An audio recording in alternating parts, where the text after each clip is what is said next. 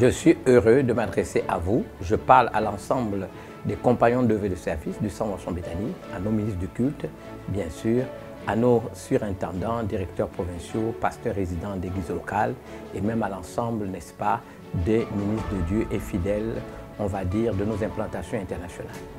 Je voudrais vous donner comme texte de base celui de l'Évangile de Jean au chapitre 10, versets 10 à 13. Le voleur ne vient que pour dérober, égorger, détruire, mais moi, dit Jésus, je suis venu afin que mes brebis aient la vie et qu'elles soient dans l'abondance. Je suis le bon berger donne sa vie pour ses brebis, mais le mercenaire qui n'est pas le berger, n'est-ce pas, et à qui n'appartient pas les brebis, voit venir le loup, abandonne les brebis et prend la fuite. Et le loup les ravit et les disperse. Le mercenaire s'enfuit parce qu'il est mercenaire et qu'il ne se met pas en peine des brebis. J'aimerais rappeler à chacun d'entre vous que nous sommes d'abord des pasteurs et non des mercenaires. Nous devons donc nous rendre disponibles à l'égard de nos fidèles, je dis de l'ensemble de nos fidèles et compagnons de des services pendant cette période de confinement, n'est-ce pas, due à la fermeture des lieux de culte, décidée par nos autorités pour éviter justement la propagation du Covid-19. Nous devons intégrer, et je tiens à le rappeler, que l'État dans un pays au sein d'une nation a des missions régaliennes qui sont donc du domaine de son autorité et ou du moins de l'autorité dont il dispose. La Bible en parle ainsi. Je voudrais vous lire Romains chapitre 13, versets 1 à 6, que toute personne soit soumise aux autorités supérieures, car il n'y a point d'autorité qui ne vienne de Dieu et les autorités qui existent ont été instituées par Dieu. C'est pourquoi celui qui s'oppose à l'autorité résiste à l'ordre que Dieu établit et ceux qui résistent attireront, dit la Bible, une condamnation sur eux-mêmes. Ce n'est pas donc pour une bonne action, c'est pour une mauvaise action que l'autorité, n'est-ce pas, ou les autorités au pluriel sont à redouter. Veux-tu ne pas craindre l'autorité, dit la Bible, fais le bien et tu auras son approbation. Parce que le serviteur de Dieu, d'autres versions parlent de magistrat, le magistrat ou l'autorité est serviteur de Dieu pour ton bien. La Bible déclare, mais si tu fais le mal, crains, car ce n'est pas en vain qu'il porte l'épée, c'est ça son autorité, étant serviteur de Dieu pour exercer la vengeance et punir ce qui fait le mal, ou celui qui fait le mal. Il est donc nécessaire d'être soumis, non seulement par crainte de la punition, mais encore par motif de conscience. C'est aussi pour cela que nous payons l'impôt, car les autorités sont des ministres de Dieu entièrement appliqués à cette fonction. Il m'a plu de vous lire la version dans la Bible Semeur, elle m'a paru encore beaucoup plus explicite. Que tout homme se soumette aux autorités supérieures, car il n'y a pas d'autorité qui ne vienne de Dieu, et celles qui existent ont été instituées par Dieu. C'est pourquoi celui qui s'oppose à l'autorité lutte contre une disposition établie par Dieu.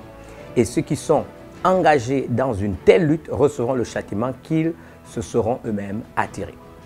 Car ce sont les malfaiteurs et non ceux qui pratiquent le bien qui ont à redouter les autorités. Veux-tu ne pas avoir peur de l'autorité? Fais le bien et l'autorité t'approuvera.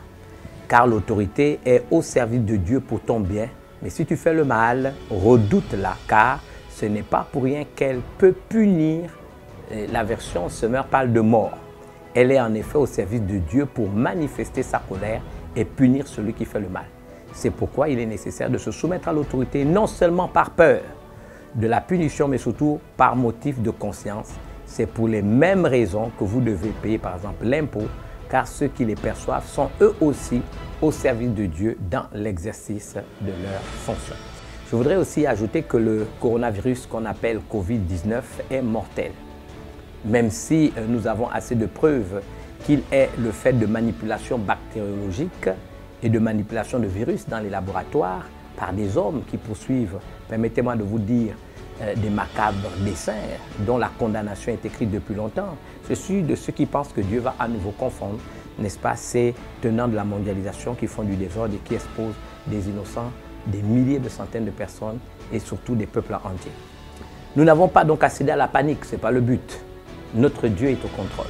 Le créateur de l'univers ne sommeille ni ne dort. Chacun d'entre nous doit en avoir conscience. C'est pourquoi il me plaît de rappeler que le Dieu de l'univers a fondé la terre. C'est ce que la Bible nous dit par la sagesse. Il a établi les cieux par son intelligence. Nous trouvons cette expression dans le Proverbe, chapitre 3, verset 16. Permettez-moi donc de vous poser comme cette question. Si Dieu a usé de la sagesse lorsqu'il a créé son monde, qui sommes-nous pour ne pas faire usage de la sagesse en de telles circonstances? La crainte de l'Éternel, c'est le commencement de la sagesse, nous dit la Bible. L'histoire a toujours révélé qu'à chaque fois que l'ange de la mort frappe, Dieu s'est arrangé pour que ses enfants soient confinés dans leur maison, n'est-ce pas, dans des demeures où le sang de l'agneau, n'est-ce pas, le sang de Jésus, qui est la préfiguration de la Pâque juive, n'est-ce pas, avait été badigeonné, on va dire, sur les poteaux et les linteaux des portes. Et je pense qu'aujourd'hui, il est salutaire pour les enfants de Dieu de relire le texte d'Exode, chapitre 12, versets 3 à 14, « Vous en serez édifiés ». Qu'il est étrange et en même temps formidable et extraordinaire que dans quelques semaines, nous allons fêter la Pâque. Et qu'à nouveau, nous nous retrouvons dans nos maisons du fait, n'est-ce pas, de cette situation. Mais qu'il me soit permis de vous dire qu'il n'y a rien de nouveau sous le soleil et qu'il nous appartient à nouveau, s'il vous plaît, de rebâtir l'autel dans nos foyers familiaux. Nous devons donc profiter de ce moment pour à nouveau vivre en famille, prier en famille, se booster sans pour autant céder, on va vous dire, à la dictature des réseaux sociaux, à la désinformation, aux fake news qui ne feront, n'est-ce pas, que vous déstabiliser. Comme donc l'indique pour terminer le texte de base, j'attends de tous nos pasteurs d'être disposés et disponibles. Notre responsabilité est de ne pas être des mercenaires face à une situation extrêmement contraignante et gênante pour nos fidèles. Il nous revient, nous, en tant que pasteurs, de nous déplacer et d'aller vers eux. Les pasteurs que nous sommes avions la responsabilité de tourner dans nos villes, aller visiter nos frères, aller visiter nos sœurs et surtout apporter aide et assistance de ceux qui seuls ne peuvent pas s'organiser pour mettre en place, on va dire, un culte de famille, pour mettre en place un culte familial, pour mettre en cas un temps de méditation de la parole de Dieu. J'en attends donc beaucoup de l'ensemble de nos pasteurs, responsables des départements, responsables des ministères d'aide, responsables des groupes spécifiques, à quelque degré que ce soit, responsables, pasteurs résidents d'églises locales, de faire tout le nécessaire pour apporter l'aide et l'assistance à nos fidèles qui sont cloisonnés dans leur maison et qui ont besoin de notre aide. À tous les fidèles, vous avez la possibilité d'appeler les pasteurs, ceux qui sont déjà dans des groupes spécifiques, d'appeler vos responsables qui se feront un plaisir de venir vers vous, vous aider, vous organiser pour que nous puissions prier avec vous. Je crois de tout mon cœur que ces moments seront des moments de prière. Et le premier sujet de prière que je voudrais vous donner, c'est que tous d'un commun accord, nous puissions, n'est-ce pas, confesser Ésaïe chapitre 8, verset 12 à 13. N'appelez pas conjuration ce que ce peuple appelle conjuration. Ne craignez pas ce qu'il craint. C'est l'Éternel que vous devez craindre. C'est l'Éternel que vous devez sanctifier. C'est notre responsabilité de ne pas avoir peur, de confesser cela à la maison. Le deuxième texte, c'est le psaume 91, à partir du verset 5. Je ne craindrai ni les terreurs de la nuit, ni la flèche qui vole de jour, ni, n'est-ce pas, la contagion, n'est-ce pas, qui sévit, ni la peste qui frappe en plein midi. Que 1000 tombent à mon côté, 10 000 à ma droite, je ne serai pas atteint de mes yeux seulement.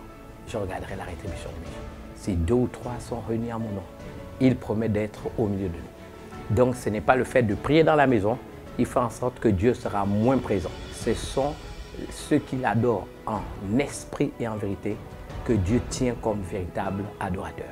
Donc c'est la sincérité de notre cœur pendant nos rassemblements. Ces rassemblements fut-ils très peu nombreux parce que c'est simplement les membres de la cellule familiale, mais fait d'un cœur sincère qui manifestera la présence divine, la présence de Dieu dans les maisons. Profitons donc de cette occasion pour prier pour notre pays. Prier pour notre pays, pour que Dieu nous préserve. La Bible déclare dans Jacques chapitre 2, verset 13, que la miséricorde triomphe du jugement. Supplions Dieu, invoquons Dieu pour que sa miséricorde s'exerce sur notre nation, sur notre pays et sur sa population. Nous devons joindre à notre intercession la notion de discipline.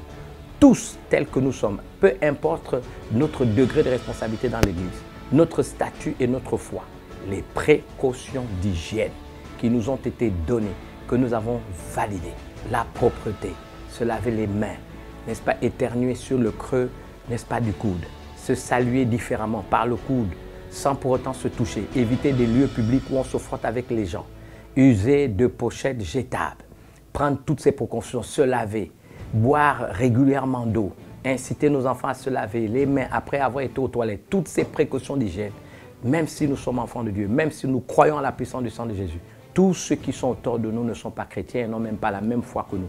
Donc il nous revient d'être nous-mêmes exemplaires, des motivateurs, des exemples, pour que dans cette unité d'esprit, le Seigneur puisse, n'est-ce pas, se rendre compte que nous lui faisons confiance. Et pour ce faire, je le crois, et permettez-moi de vous le dire, pleinement convaincu que, aussi vite que le virus, on en a entendu parler, aussi vite on n'entendra plus parler.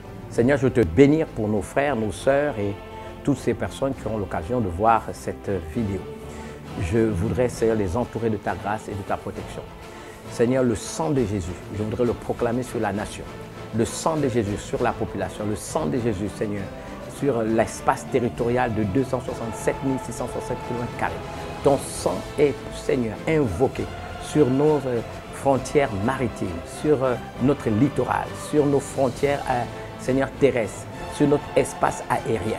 Seigneur, nous postons des anges. Tu as dit que l'ange de l'Éternel campe autour de ceux qui te craignent, les arrache au danger.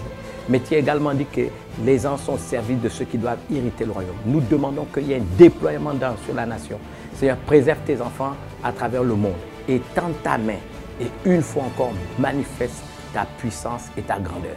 Tu n'as pas changé parce que la Bible dit que tu es le même hier, aujourd'hui, éternellement. C'est le nom de Jésus qui a été élevé au-dessus de tout nom qui peut être nommé, non seulement dans le siècle présent, Seigneur, mais dans le siècle à venir, peu importe le nom du virus, que nous appliquons contre ce virus pour qu'il soit anéanti.